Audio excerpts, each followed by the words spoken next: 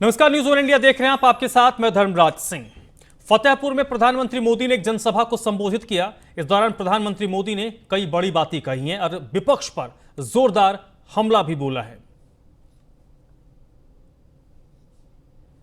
स्वतंत्रता आंदोलन में इस क्षेत्र के योगदान का जीवंत उदाहरण है। आपका जो ये उत्साह है, उसमें आने वाले 5 चरणों के नतीजों की भी एक झलक दिखाई दे रही है।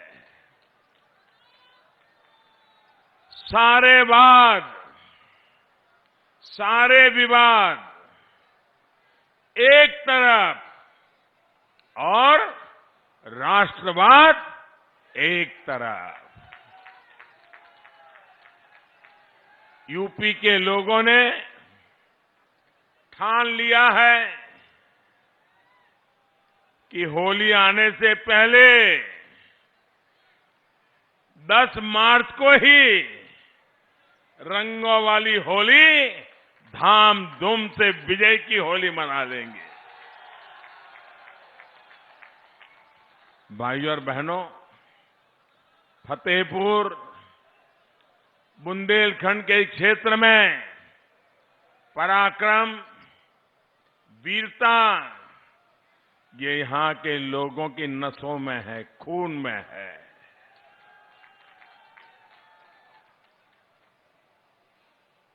देश का सामर्थ्य बढ़ता देखकर यहां के लोगों का उत्साह बढ़ जाता है, लेकिन ये जो यूपी के गौर परिवारवादी हैं, उन्हें देश का पराक्रम कभी अच्छा नहीं लगा।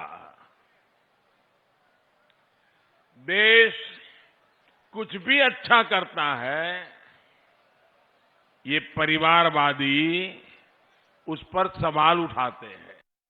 जब 3 तलाक के विरुद्ध कानून बनाया तो एक कानून के खिलाफ ये पूरे सारे कुनबा उसके खिलाफ हो गया।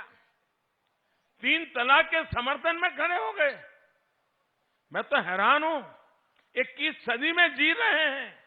एक कितने स्वार्थ में डूबे हुए हैं कि जो लोग उनको वोट देते हैं उनका भला भी नहीं सोच पाते हैं। ऐसे लोगों पे कभी भरोसा किया जा सकता है क्या? मेरी मुस्लिम माताओं बहनों, छोटी छोटी बात में 3 तलाक, 3 तलाक, 3 तलाक हो गई छुट्टी। वो बेटी बेचारी कहां जाएगी? कहां जाएगी? उस पिता का कल्पना कीजिए कि कितने उत्साह उमंग के साथ बेटी को शादी करके भेजी हो और 3 तलाक कह करके उसको घर वापस भेज रहे, साथ में 1-2 बच्चे लेकर के आ जाएं। उस बूढ़े मां बाप का क्या हाल होता होगा जिनको ये झेलना पड़ता होगा। उस भाई का क्या हाल होता होगा जिसकी बहन वापस आई है। उस मां का क्या हाल होता होगा कि जिसकी बेटी ससुराल से अब लौट के आई है। उसकी जिंदगी कैसे बीतेगी? क्या मुझे बताइए, इन माताओं बहनों की रक्षा मुझे करनी चाहिए कि नहीं करनी चाहिए? इनका भला करना चाहिए कि नहीं करना चाहिए? क्या मैं सिर्फ वोट का ही सोचता रहूं, कुर्सी का ही सोचता रहूं कि देश का भी सोचूंगा ना? और इसके साथ ही कानपुर में भी प्रधानमंत्री नरेंद्र मोदी ने एक जनसभा को संबोधित किया और यहां पर भी उनके निशाने पर समाजवादी पार्टी रही।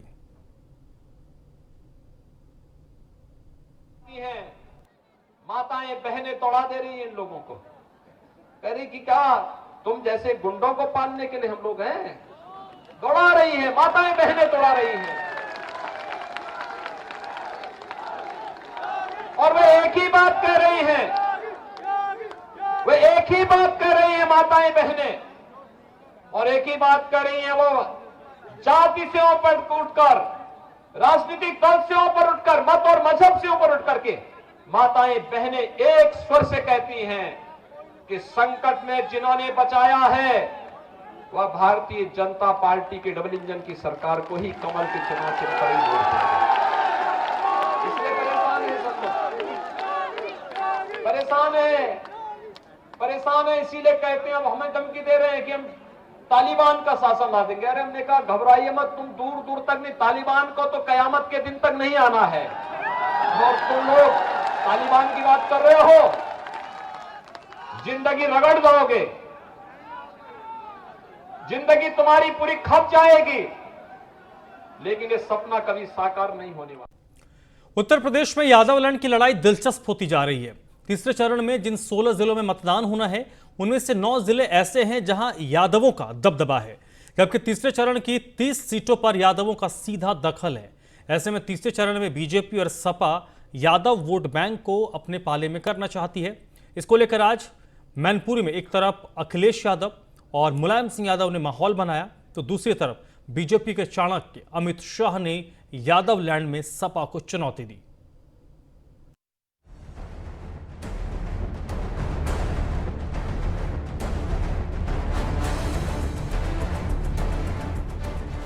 दूसरे में 100 पार, तीसरे में आप सफाया करोगे और चौथे में सरकार समाजवादियों की बन जाएगी। मैं बता दूं आपको, पहले और दूसरे चरण में सपा का सुपड़ा साफ। उत्तर प्रदेश की लड़ाई में हर दिन अब चढ़ाई होती जा रही है। तीसरे चरण में यादव लैंड पर दारोमदार है। ऐसे में सभी पार्टियों के लिए यादव लैंड खास बन गया है। चुनाव की प्रक्रिया जैसे जैसे आगे बढ़ रही है, वैसे वैसे सियासी पारा भी गर्म होता जा रहा है। सभी राजनीतिक दल आगामी चरणों के लिए जोर शोर से जुट गए हैं। समाजवादी पार्टी के राष्ट्रीय अध्यक्ष अखिलेश यादव मैनपुरी की करहल सीट से चुनावी मैदान में हैं, तो दूसरी तरफ बीजेपी से केंद्रीय मंत्री एसपी सिंह बघेल अखिलेश यादव को चुनौती देते दिख रहे हैं। तभी तो करहल तीसरे चरण की सबसे हॉट सीट बनी हुई है। जमाने से समाजवादी पार्टी का गढ़ रही मैनपुरी में इस बार बीजेपी फूल खिलाने के लिए पूरी तरह तैयार है। तीसरे चरण का रण बुंदेलखंड 13 सीटें हैं, यादव बेल्ट 11 सीटें, सेंट्रल यूपी में 35 सीटें, आरक्षित सीटें 15, कुल वोटर 2,15,75,430। 2017 में बीजेपी ने रिकॉर्ड 49 सीटें जीती। 10 जिलों में बीजेपी का क्लीन स्वीप। अपने गढ़ में एसपी को महज 8 सीटें मिली। परिवार में बिखराव का नुकसान एसपी को हुआ। 2012 में इन जिलों में एसपी ने क्लीन स्वीप किया था। एसपी को 2012 में 37 सीटें मिली थी। अब आपको बताते हैं, करहल विधानसभा में वोटर्स भी ठीक ठाक तादाद में हैं, जो किसी भी पार्टी की सियासी चाल को बदल सकते हैं। करहल विधानसभा सीट का गढ़ी कुल मतदाता 3,71,261 है। पुरुष मतदाता 2,01,394 है। महिला मतदाता 1,69,851 है। इसके साथ ही करहल विधानसभा में जातीय समीकरण भी एक तरफा है, और यही वजह है कि समाजवादी पार्टी यहां से अपनी जीत का दावा ठोक रही है। करहल का जातीय समीकरण: यादव 1,44,000, शाक्य 34,000, राजपूत 20,000 है, ब्राह्मण वोट 14,000, जाटव 33,000, मुस्लिम 14,000 है। लेकिन करहल सीट इस बार बीजेपी के लिए भी साख बनी हुई है, क्योंकि बीजेपी उम्मीदवार एसपी सिंह बघेल के समर्थन में गृह मंत्री अमित शाह ने प्रचार किया और समाजवादी पार्टी पर जमकर हमला बोला। पहले और दूसरे चरण की कई सीटों का प्रचार कर आया हूं। आप लोग पहले दूसरे चरण का परिणाम जानना चाहते हो क्या? जरा जोर से बोले, चाहते हो? मैं बता दूं आपको, पहले और दूसरे चरण में सपा का सुपड़ा साफ।